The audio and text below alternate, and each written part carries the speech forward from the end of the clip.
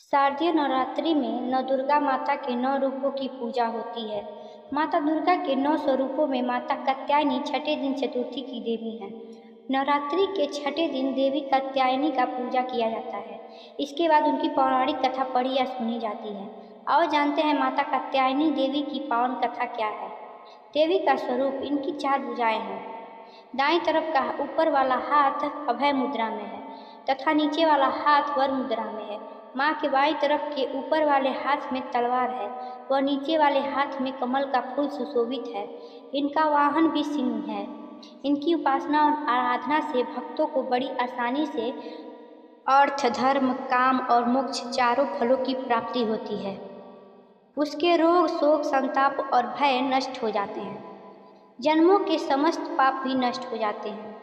इसलिए कहा जाता है कि इस देवी की उपासना करने से परम पद की प्राप्ति होती है। माँ कात्यायनी या छठी माता की कथा पूजा का उल्लेख ब्रह्म वैवर्त पुराण में भी मिलता है। माता कात्यायनी की श्री राम और श्री कृष्ण ने भी पूजा की थी। कात्य गोत्र में विश्व प्रसिद्ध महर्षि कात्यायन ने भगवती जगदम्बा की उपासना की, कठिन तपस्या की। उनकी इच्छा थी कि उन्हें पुत्री प्राप्त हो।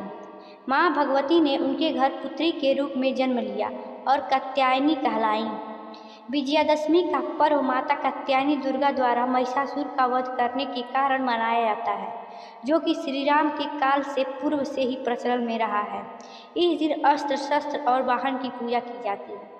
रंभासुर का पुत्र था महिषासुर, जो अत्यंत शक्तिशाली था।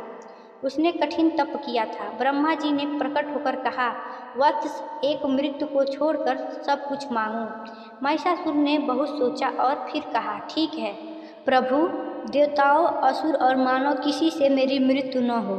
किसी स्त्री के हाथ से ही मेरी मृत्यु निश्चित करने की कृपा करें। ब्रह्मा जी एवं मस्त कहकर अपने लोक चले गए। वर प्राप्त करने के बाद उसने तीनों लोगों पर अपना अधिकार जमाकर त्रिलोकाधिपति बन गया।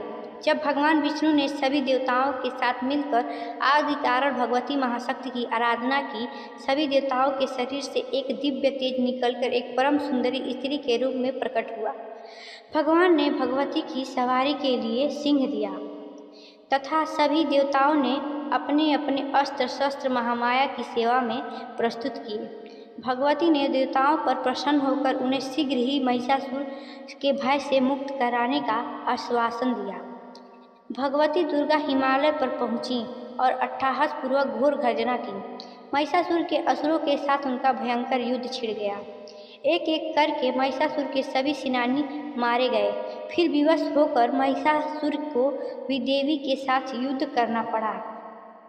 महिषासुर ने नाना प्रकार के मायाविक रूप बनाकर देवी को छल से मारने का प्रयास किया, लेकिन अंत में भगवती ने अपने चक्र से महिषासुर का मस्तक काट दिया।